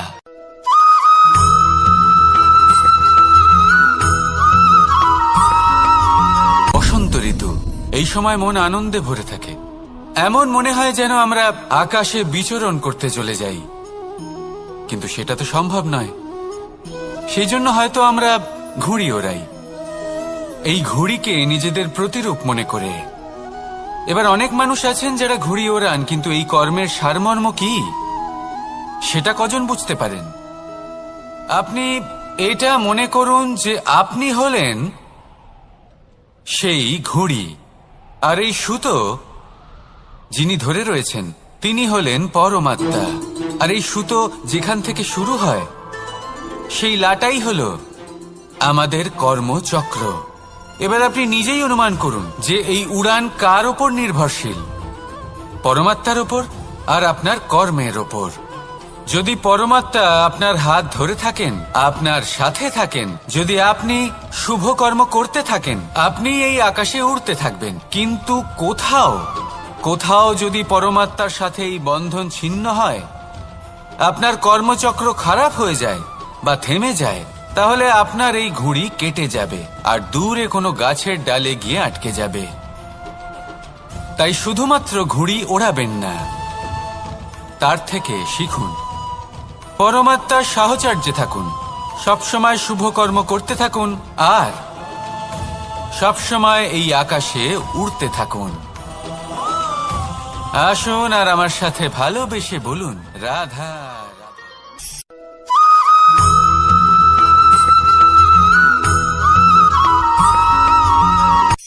এই সংসারে সাফল্য লাভ করার জন্য জ্ঞানের প্রয়োজন হয়, পরিশ্রমের প্রয়োজন হয়, দৃঢ় নিষ্ঠার প্রয়োজন হয়, নিরন্তর চেষ্টা করা প্রয়োজনীয়। কিন্তু আরো কিছু আছে যা অত্যন্ত প্রয়োজনীয় এবং গুরুত্বপূর্ণ। তা হলো ভালো বন্ধু। তাদের থাকা অত্যন্ত প্রয়োজনীয়। যদি ভালো বন্ধু থাকে তাহলে সময় এলে তারা ঢাল হয়ে আপনাকে সুরক্ষা করবেন। সময় এলে অস্ত্রের মতো শত্রুকে সংহারও করবেন। যদি তিনি জ্ঞানী হন, তাদের মধ্যে সদ্গুণ থাকে, তাহলে এই সব গুণ আপনার মধ্যেও প্রবেশ করবে। তাহলে সাফল্যের জন্য ভালো বন্ধু পাওয়া অত্যন্ত প্রয়োজনীয়। কিন্তু শুধু বন্ধু কেন, ভালো শত্রুও থাকা প্রয়োজনীয়। এবার আপনি ভাববেন, আমি কি বললাম? যদি আপনার জীবনেও ভালো অর্থাৎ শক্তিশালী শত্রু থাকে, তাহলে আপনিও শক্তিশালী হতে থাকবেন। এই শত্রু আপনাকে প্রেরিত করবে আরো বেশি শক্তিশালী হয়ে ওঠার। কখনো কোনো হরিণকে দেখুন, তীব্র গতিতে দৌড়তে থাকে। কেন তীব্র গতিতে দৌড়য়? এই কারণে নয় যে কোথাও তার জন্য মধুর ঘাস অপেক্ষা করে রয়েছে, না। সে এই কারণে তীব্র গতিতে দৌড়য় কারণ সেটা না করলে তার পেছনে একটি সিংহ আছে যে ওকে নিজের ভোজন করে ফেলবে। তাই জীবনে বিপদ, সংকট, এই সবকিছুও হলো অত্যন্ত গুরুত্বপূর্ণ। তার সম্মুখীন হতে শিখুন আর আমার সাথে ভালোবেসে বলুন রাধা রাধা।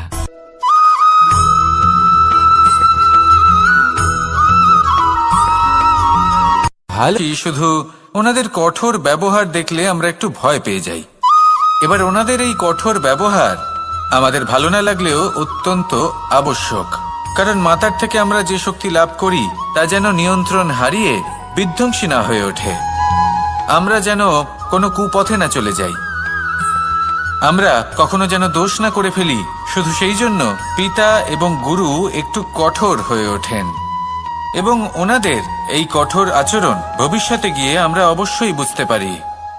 জীবনে কিছু বছর আমরা এগিয়ে যাই আর তারপর আমরা বুঝতে পারি যে বাবা এবং গুরু আমাদের যথেষ্ট ভালোবাসতেন, কিন্তু ওনাদের ভালোবাসার বহিঃপ্রকাশ আলাদা। প্রয়োজনীয় হলো এটা দেখার, এটা বোঝার যে শুরু থেকে আমাদের প্রতি ওনাদের আচরণ কেমন ছিল।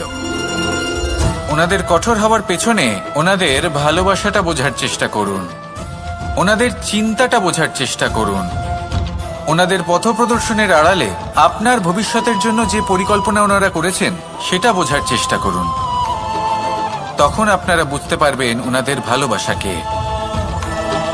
আপনার মনের মধ্যে আপনা থেকেই ওনাদের প্রতি সম্মান জেগে উঠবে।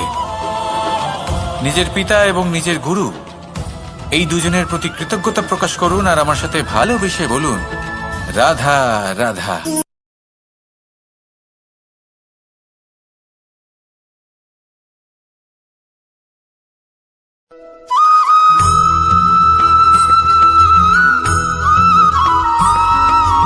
কথায় আছে, প্রত্যেক পুত্র তার পিতার প্রতিচ্ছবি হয়, আর সমস্ত প্রতিচ্ছবি চায় যেন সে তার অস্তিত্ব প্রাপ্ত করতে পারে। পুত্র চায় সে যেন তার পিতার মতো হয়, বা কখনো কখনো তার থেকেও শ্রেষ্ঠ হয়। সেটা কোনো অনুচিত ব্যাপার নয়। অনুচিত তখন হয় যখন পুত্র নিজের পিতার মতো হবার স্বপ্ন পূরণ করতে গিয়ে বা তার থেকেও শ্রেষ্ঠ হওয়ার স্বপ্ন পূরণে অনুচিত পথের আশ্রয় নেয়। কারণ তারপরে সে তার পিতার গুণগুলি আত্মসাৎ করতে চায় না। সে শুধুই এটা চায় যে সংসারের চোখে যেন আমি শ্রেষ্ঠ প্রমাণিত হই। এটা অনুচিত। সংসারে এমন অনেক মানুষ আছেন যারা এই কারণে শ্রেষ্ঠ হবার চেষ্টা করেন যাতে তার পরিবারের, তার পিতার সম্মান বৃদ্ধি পায়। এমনও মানুষ থাকেন, আর এটাই হলো পার্থক্য উদ্দেশ্যের। মনে রাখবেন, যদি আপনার উদ্দেশ্য শুভ হয় তাহলে পথও শুভ হবে, যদি আপনার উদ্দেশ্য অশুভ হয় তাহলে পথও অশুভ হবে। তাহলে নিজের পিতার মতো হবার চেষ্টা অবশ্যই করুন, তার থেকেও শ্রেষ্ঠ হওয়ার চেষ্টা অবশ্যই করুন, কিন্তু মনে রাখবেন আপনার সংকল্প আর আপনার উদ্দেশ্য এই দুই শুভ হওয়া উচিত। তাহলে আসুন আর আমার সাথে ভালোবেসে বলুন, রাধা রাধা।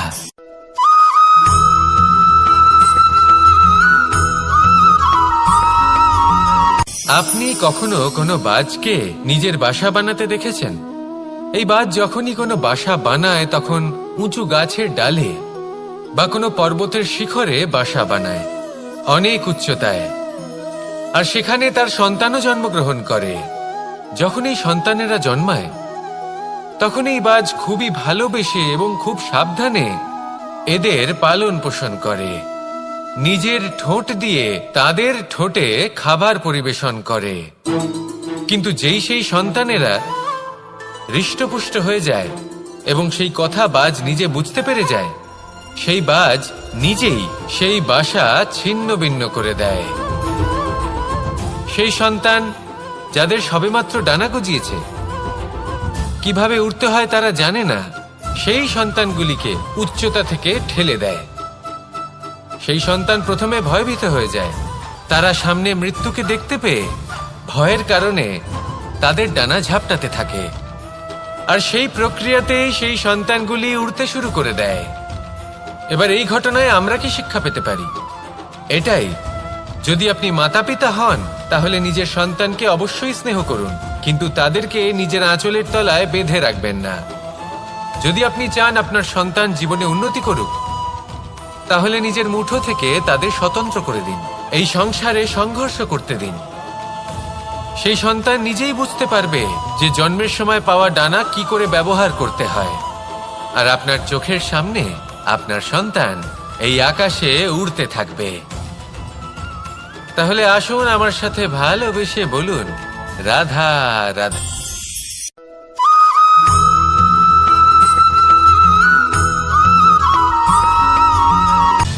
সময়, জীবন, কাল। দেখতে গেলে এই তিনটি শব্দ একটি শব্দেরই সমার্থক শব্দ মনে হয়, কিন্তু এই শব্দগুলির অর্থ কি সমান? কখনোই নয়। হ্যাঁ, এই সময় চলতে থাকে, জীবন চলতে থাকে, কালচক্র চলতে থাকে। এই সময় কেটে যায়, কিন্তু এই জীবন, একে যাপন করতে হয়। কি বলেন? এই জীবনে কিছু করুন বা কিছু না করুন, জীবন এমনি কেটে যাবে, আপনি জানতেও পারবেন না। কিন্তু সেটা আমাদের উদ্দেশ্য নয়, একে যাপন করতে হবে। এই জীবনে প্রেরণা পেতে শিখুন, প্রেরণা দিতে শিখুন, আহ্বান গ্রহণ করতে শিখুন, আহ্বান জানাতে শিখুন, মহান কাজ করতে শিখুন, ধন্যাত্মক বোধ জাগিয়ে তুলুন। জীবন অতিবাহিত করার অর্থ কি তা আপনি শিখে যাবেন, কারণ সময় কেটে যায়, সমস্ত যুগ কেটে যায়, কিন্তু জীবনের রীতি জীবন কাটিয়ে দেওয়া নয়, জীবন যাপন করা। এই জীবন সম্পূর্ণরূপে অনুভব করতে হবে, নতুন পথ বানাতে হবে। এবারে যদি এই জীবন বাঁচার সময় একবার ভেবে দেখুন, যদি মনে প্রেম থাকে, সদ্ভাবনা থাকে, তাহলে কি হবে? এই জীবনকে বাঁচার অনুভূতিটাই অন্যরকম হয়ে যাবে, একটা আনন্দময় অনুভূতি লাভ করবেন। তাহলে এটাই করুন আর আমার সাথে ভালোবেসে বলুন, রাধা রাধা।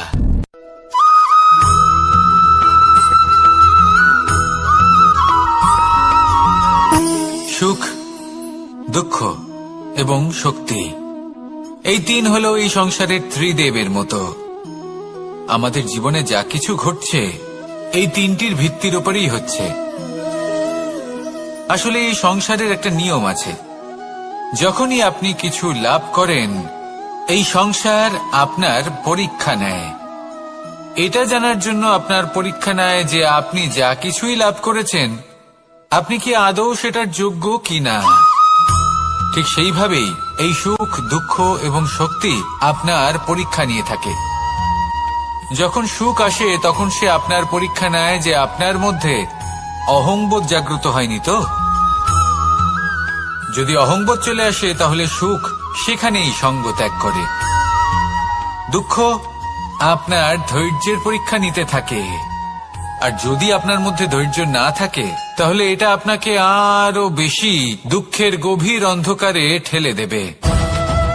সেখানে শক্তি পরীক্ষা নেয় আপনার বিনম্রতার। যদি আপনি বিনম্র না হন তাহলে হয় এই শক্তি আপনার সঙ্গ ত্যাগ করবে, নয় এই শক্তি বিনম্রতার অভাবে আপনার পতনের কারণ হতে পারে। এই সংসারে যে কোনো ব্যক্তি যিনি এই পরীক্ষায় উত্তীর্ণ হয়ে থাকেন, এই জীবনে তিনি সাফল্য লাভ করেন। আসুন আমার সাথে ভালোবেসে বলুন, রাধা রাধা।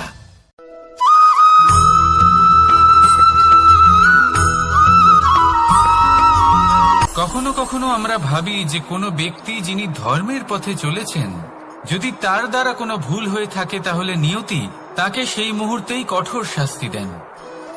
কিন্তু সেই সব মানুষ যারা সংসারের সবথেকে বড় অধর্মী, বহু নিকৃষ্ট মানের কাজ করেন, তাদের নিয়তি অনেক সুযোগ দেন।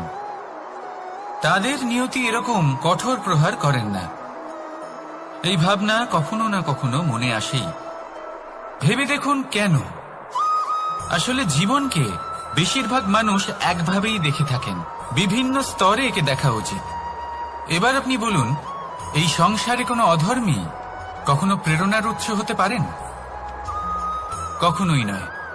যে মানুষ নিজের আত্মাকে মলিন করে ফেলেছেন, তিনি এই সংসারকে কিভাবে প্রেরণা যোগাবেন? উনি নিজেই বুঝতে পারেন না কোনটা করা উচিত, ধর্ম কোনটা। তাই নিয়তি তাকে একটা সুযোগ দেন, এটা বোঝার সুযোগ দেন যে কোনটা উচিত, কোনটা ধর্ম।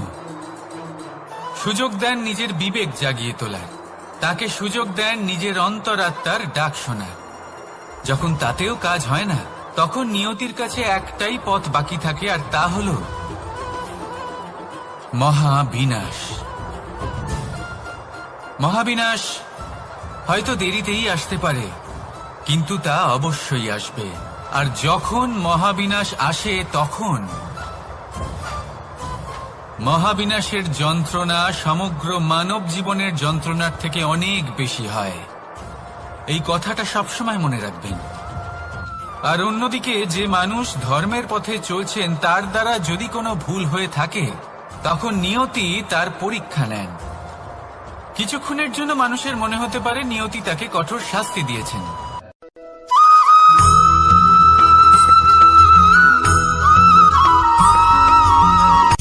সূচের শেষে একটি ছিদ্র থাকে, যার দ্বারা আমরা এই সুতো পরাতে পারি।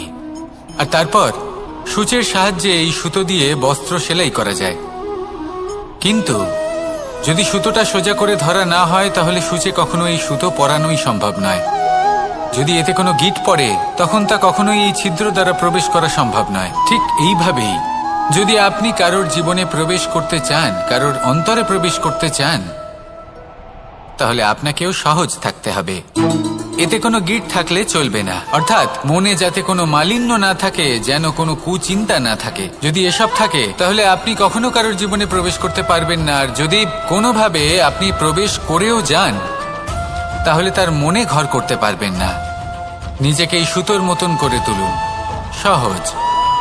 মনে যেন কোনো কুচিন্তা না থাকে, সবার প্রতি যেন সদ্ভাবনা থাকে, শুভ চিন্তা থাকে। এমনটা করতে থাকুন।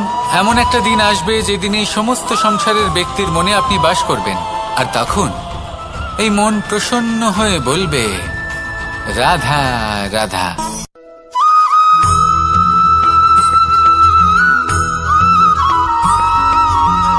পিতা আর পুত্রের সম্পর্ক অত্যন্ত মধুর হয়ে থাকে। পিতা স্বপ্ন দেখেন, তাকে পূর্ণ করার সকল সম্ভাব্য চেষ্টা করেন, কিন্তু তাও অনেক সময় ওনার স্বপ্ন অপূর্ণ থেকে যায়। তখন পিতা ভাবেন যে স্বপ্ন উনি পূর্ণ করতে পারেননি, ওনার সন্তান তা অবশ্যই পূরণ করবে। যে স্থানে উনি কখনো পৌঁছতে পারেননি, সেই স্থানে ওনার পুত্র অবশ্যই পৌঁছবে। পিতা নিজের সন্তানের ভবিষ্যৎ নিয়ে সেই স্বপ্ন দেখেন, আর যখন সেই সন্তান সামনে এগোতে থাকে, তখন তার দুঃখ হয় না, বরং গর্ব হয়। ওনার ভালো লাগে এটা দেখে যে ওনার সন্তান অনেক উন্নতি করছে। কিন্তু যখন সন্তান নিজের অভিভাবকের শক্তি দেখে তার যশ দেখে হিংসা করতে থাকে, সমস্যা সেইখানেই শুরু হয়। সেই জন্য সকল সন্তানকে এটা মনে রাখতে হবে, দেখুন, পুত্র হবার সুবাদে, এক সন্তান হবার সুবাদে এটা হলো আপনার অধিকার যে আপনি আপনার পিতার থেকে বেশি উন্নতি করবেন। আপনার পিতাও এটাই চান, কিন্তু সুস্থভাবে এটা করুন। একটা রেখা টেনে নিন যাতে আপনি তাতে এগোতে পারেন আর আপনার পিতার তাতে গর্ববোধ হয়, আর সেই বিষয়ে দুঃখ না হয় যে আমার সন্তান আমাকেই ছোট করার চেষ্টা করছে। ইতিহাস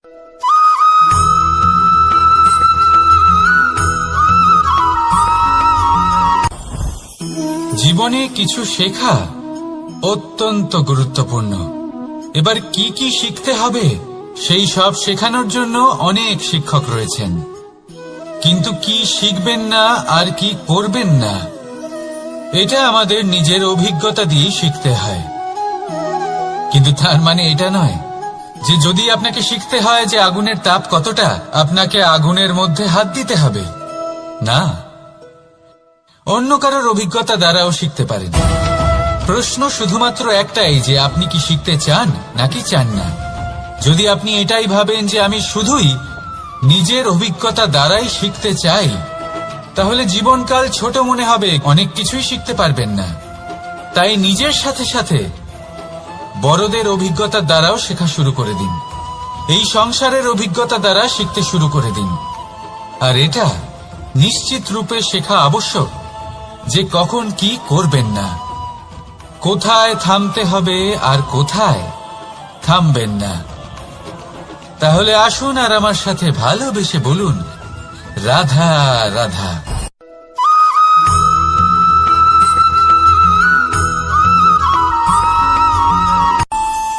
আমাদের মনে যখন কোনো প্রশ্ন ওঠে, কোনো দ্বন্দ্ব জাগে, তখন আমরা যাই আমাদের গুরুর কাছে, আমাদের আরাধ্যের কাছে গিয়ে জিজ্ঞেস করি। এইভাবেই একদিন আমি পৌঁছলাম আমার আরাধ্যের কাছে, আমার মহাদেবের কাছে, আর ওনাকে প্রশ্ন করলাম যে মহাদেব, জীবনে আনন্দ পাওয়ার, উৎসব পালনের, প্রেম ভাগ করে নেবার, জীবনকে উপভোগ করে নেওয়ার সর্বশ্রেষ্ঠ সময় কোনটা? মহাদেব হাসলেন আর উনি বললেন, জীবনে উৎসব পালনের সবথেকে শ্রেষ্ঠ দিন হল মৃত্যুর ঠিক আগের দিনটা। প্রেম ভাগ করে নেওয়ার সবথেকে শ্রেষ্ঠ মুহূর্ত হল মৃত্যুর ঠিক আগের মুহূর্ত। জীবনকে উপভোগ করে নেওয়ার সর্বশ্রেষ্ঠ প্রহর হল মৃত্যুর এক প্রহর পূর্বে। তখন আমি চমকে গেলাম। আমি বললাম, কিন্তু মহাদেব, মৃত্যু তো অনিশ্চিত, আমরা জানিও না কবে আমাদের মৃত্যু হবে। মহাদেব আবার হাসলেন। উনি বললেন যে যদি আমরা এভাবে জীবন কাটাই যে আমরা জীবনের প্রত্যেক দিন, প্রত্যেক মুহূর্ত, প্রত্যেক প্রহর শেষ বলে মনে করি, তাহলে আমাদের সমস্ত জীবন আনন্দের সাথেই অতিবাহিত হবে। কি বলেন?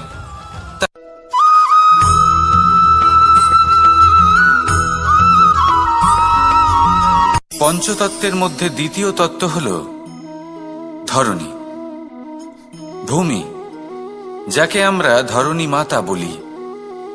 এই ধরণী ধৈর্য ধারণ করে, আর এর ওপরেই আমাদের সমগ্র সংসার নির্ভরশীল।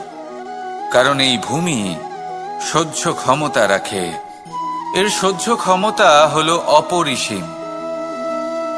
সন্তান যতই আঘাত প্রদান করুক না কেন, প্রেম পূর্বক সহ্য করে, আর তার বদলে অমূল্য রত্ন প্রদান করে। সন্তান যদি হাল চালায়, তাহলে তার বদলে তাকে অন্ন প্রদান করে। এটাই হলো ধরণী। এবার এর থেকে আমরা কি শিক্ষা পেতে পারি? এটাই যে কারোর জন্য কিছু করা বা কাউকে কিছু দেওয়া মনে কোনো কামনা ছাড়াই। আর এই কথাটা বুঝে যান, যদি কারোর জন্য কামনা না রেখে বা কোনো পাওয়ার আশা না রেখে কারোর জন্য কিছু করেন বা কারোকে কিছু দেন, যদি এটা আপনি শিখতে পারেন, তবে আপনি ভালোবাসতে শিখে গেছেন। আর সেই জন্যই এই ধরিত্রীকে মাতা বলা হয়। কারণ মাতা শুধু উনি নন যিনি গর্ভে সন্তানকে ধারণ করেন, মাতা তো উনিও যিনি জীবন বাঁচতে শেখান, যিনি জীবন বাঁচার উদাহরণ প্রদান করেন। তাহলে ধরনীর থেকে এই নিঃস্বার্থ ভাব শিখুন, নিঃস্বার্থ ভালোবাসা শিখুন, আর এই ভালোবাসার সাথেই বলুন রাধা রাধা।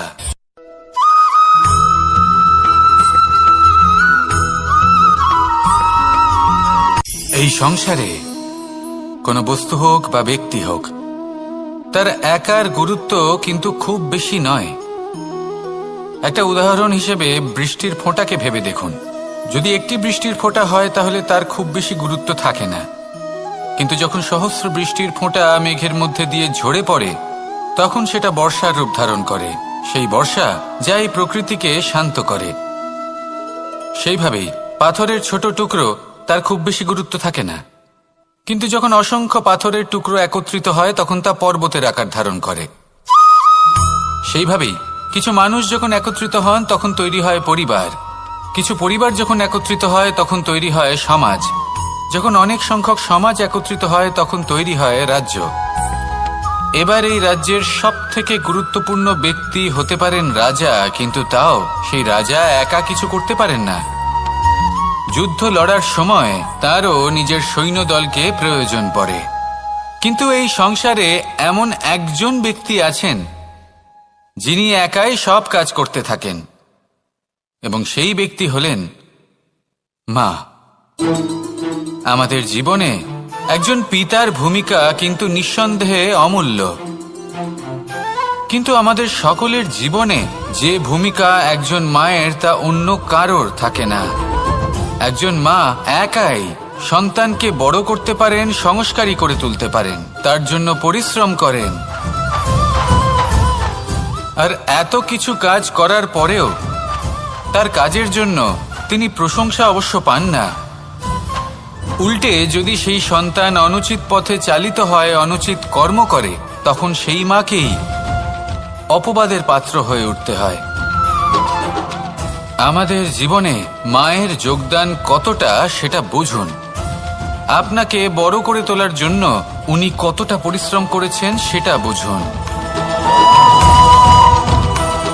আজ থেকে, এখন থেকে, এই মুহূর্ত থেকে মাকে সম্মান করতে শিখুন। যখন সময় পাবেন, যখন সুযোগ হবে, তখন তার প্রশংসা করুন, ওনারও ভালো লাগবে।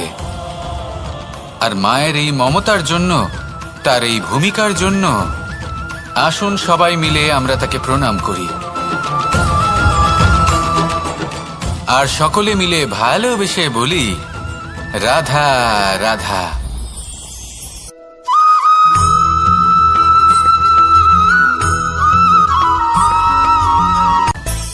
মানুষের মধ্যে একটা বিচিত্র প্রবৃত্তি থাকে, অন্য সকলের বিষয়ে, তাদের জীবনের বিষয়ে, তাদের ব্যক্তিত্বের বিষয়ে, তাদের ভবিষ্যতের বিষয়ে অনুমান করা। এটা হলো অনুচিত। কারোর অতীতকালকে দেখে লোকে ভবিষ্যৎ বলে দিতে পারেন, বর্তমানকে দেখে ভবিষ্যতের বিষয়ে অনুমান করে ফেলেন। উদাহরণ দিতে হলে বলবো, কোনো দাসকে দেখুন, ওকে দেখে লোকে বলে যে ওর ভবিষ্যৎ সেটাই হতে পারে, অনুমান করে ফেলেন। আর এই রাজাকে দেখুন, উনি তো কত সুখী হবেন, উনি তো জগতের সব থেকে অধিক সুখী মানুষ, কত সুখ সুবিধা আছে ওনার কাছে, ধারণা করে ফেলেন। তবে সত্য তো এটাই যে কারোর ব্যক্তিত্বের বিষয়ে, তাদের ভবিষ্যতের বিষয়ে আপনি পূর্ণ সত্য কখনোই বলতে পারবেন না, শুধু অনুমান করতে পারবেন। আর এই অনুমান করে সত্যি কোনো লাভ হয় না, কারণ এই কাল সেটা হলো অত্যন্ত শক্তিশালী। কালো থেকে কালোতর কয়লাকেও হিরেতে পরিণত করতে পারে, অনেক বড় বড় রাজাকেও বিদূষক বানিয়ে ফেলতে পারে এক মুহূর্তেই। তাহলে আপনি অনুমান করে কি লাভ? কি পেলেন অনুমান করে? সেই জন্য কারোর বিষয়ে কোনো অনুমান করবেন না, তার ভবিষ্যতের বিষয়ে অনুমান করতে যাবেন না, কারোর বিষয়ে কোনো ধারণা করে নেবেন না। কিছু করতে হলে ভালোবাসুন, সবার মধ্যে ভালোবাসা ছড়ান, সবার মধ্যে ধন্যাত্মক ভাব ছড়ান। এই মন প্রসন্ন হয়ে বলবে রাধা রাধা।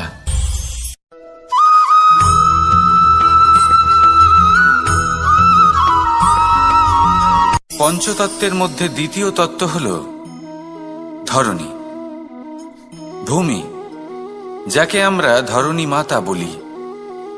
এই ধরণী ধৈর্য ধারণ করে, আর এর ওপরেই আমাদের সমগ্র সংসার নির্ভরশীল। কারণ এই ভূমি সহ্য ক্ষমতা রাখে, এর সহ্য ক্ষমতা হল অপরিসীম। সন্তান যতই আঘাত প্রদান করুক না কেন, প্রেম পূর্বক সহ্য করে, আর তার বদলে অমূল্য রত্ন প্রদান করে।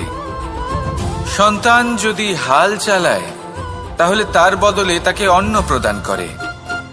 এটাই হলো ধরণী। এবার এর থেকে আমরা কি শিক্ষা পেতে পারি?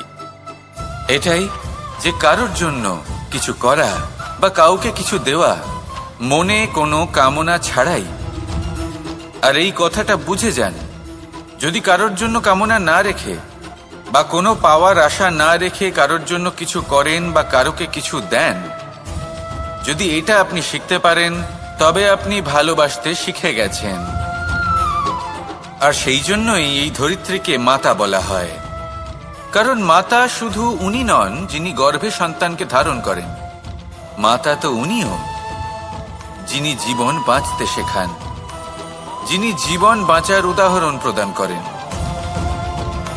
তাহলে ধরণীর থেকে এই নিঃস্বার্থ ভাব শিখুন, নিঃস্বার্থ ভালোবাসা শিখুন, আর এই ভালোবাসার সাথেই বলুন রাধা রাধা।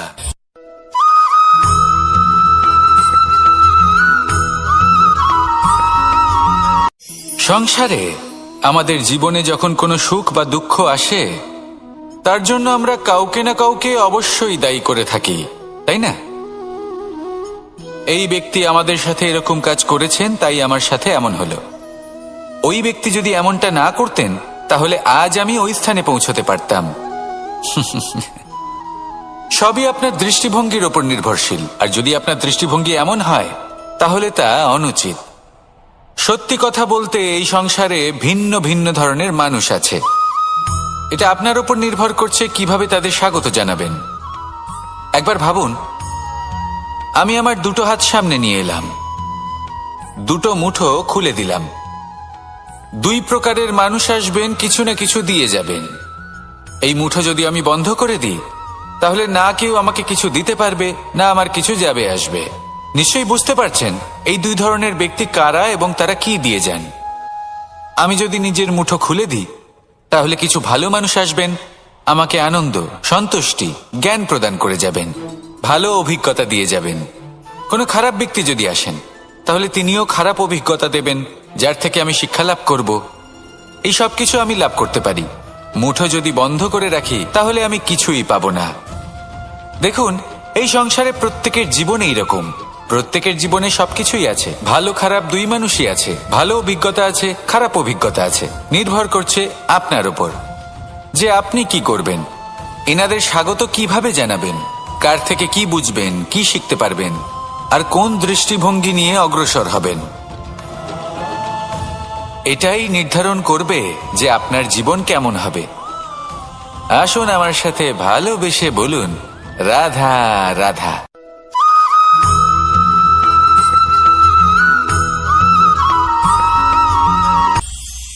এটা হলো ধান গাছ। এর থেকে যে চাল উৎপন্ন হয় তা মানুষ গ্রহণ করেন। আর এটা কি? এ হলো জংলি ঘাস। একবার ভেবে দেখুন, যদি এই জংলি ঘাস ধান গাছের আশেপাশে থাকে, তাহলে কি হবে? ধান উৎপন্ন হতে পারবে? তা উৎকৃষ্ট হতে পারবে? আমরা কি তা গ্রহণ করতে পারবো? কখনোই নয়। এই জংলি ঘাস ধানকে নষ্ট করে দেবে, কিন্তু নিজে জীবিত থাকবে। এটাই হলো আজকের শিক্ষা।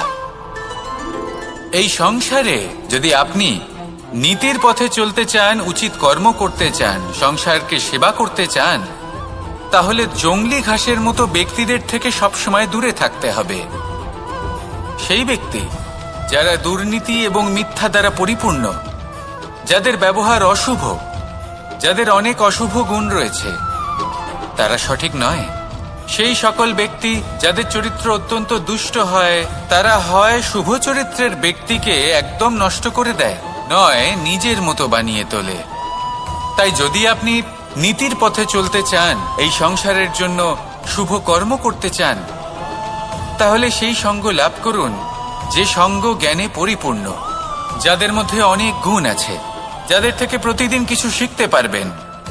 এমন ব্যক্তির সাথে জীবন অতিবাহিত করুন, দুরাচারীদের থেকে দূরে থাকুন।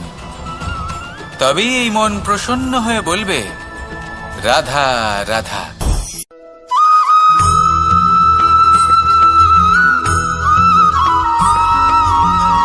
মানুষের মানসিকতা এমন হয় যে সে যতটা করে আশা করে যে তার থেকে অনেক বেশি তার বদলে সে পাবে। দেখুন, সবকিছুই আপনার ভাবনা চিন্তার উপর নির্ভর করছে। আপনি যদি ফলের বিষয়ে ভেবে কর্ম করতে থাকেন তাহলে সেটা অনুচিত। জীবনের আসল আনন্দ হলো নিজের কর্ম করতে থাকা, ফলের চিন্তা করা উচিত নয়। যদি আপনি এরকম ভাবেন যে আমি এতটা করছি, আমার এতটা পাওয়া উচিত, সেই ভাবনা অনুচিত। যদি আপনি সেবার মানসিকতা নিয়ে কর্ম করতে থাকেন, কর্মচক্রে প্রবাহিত হন, যদি আপনি এমন ভাবনা রাখেন যে আমি এতটা পাচ্ছি তাই এর থেকে অনেক বেশি আমি কর্ম করব, তাহলে নিশ্চিতরূপে আপনি যতটা করছেন তার থেকে অনেক বেশি আপনি পাবেন, আপনার আশার থেকে অনেক বেশি আপনি পাবেন। শুধু জীবনে অনেক বেশি কাজ করতে থাকুন, ফলের চিন্তা করবেন না। আর মনে রাখবেন, এই ভাবনাই সব থেকে বড় বীজ। কর্মের উপর বিশ্বাস রাখুন, জীবনে যা যা আপনি চান সবই সুখময় হবে। আসুন আর আমার সাথে ভালোবেসে বলুন, রাধা রাধা।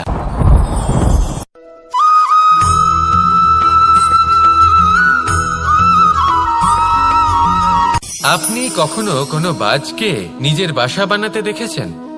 এই বাজ যখনই কোনো বাসা বানায় তখন উঁচু গাছের ডালে বা কোনো পর্বতের শিখরে বাসা বানায়, অনেক উচ্চতায়। আর সেখানে তার সন্তানও জন্মগ্রহণ করে। যখন এই সন্তানেরা জন্মায় তখন এই বাজ খুবই ভালোবেসে এবং খুব সাবধানে এদের পালন পোষণ করে।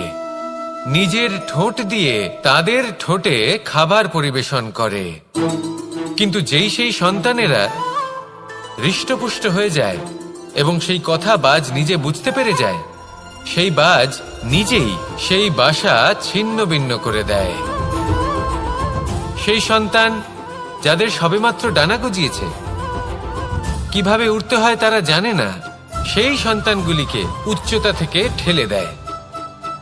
সেই সন্তান প্রথমে ভয়ভীত হয়ে যায়।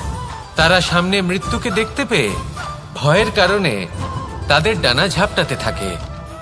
আর সেই প্রক্রিয়াতেই সেই সন্তানগুলি উড়তে শুরু করে দেয়। এবার এই ঘটনায় আমরা কি শিক্ষা পেতে পারি? এটাই, যদি আপনি মাতা পিতা হন তাহলে নিজের সন্তানকে অবশ্যই স্নেহ করুন, কিন্তু তাদেরকে নিজের আঁচলের তলায় বেঁধে রাখবেন না। যদি আপনি চান আপনার সন্তান জীবনে উন্নতি করুক, তাহলে নিজের মুঠো থেকে তাদের স্বতন্ত্র করে দিন, এই সংসারে সংঘর্ষ করতে দিন।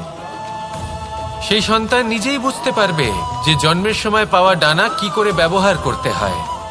আর আপনার চোখের সামনে আপনার সন্তান এই আকাশে উড়তে থাকবে। তাহলে আসুন আমার সাথে ভালোবেসে বলুন, রাধা রাধা।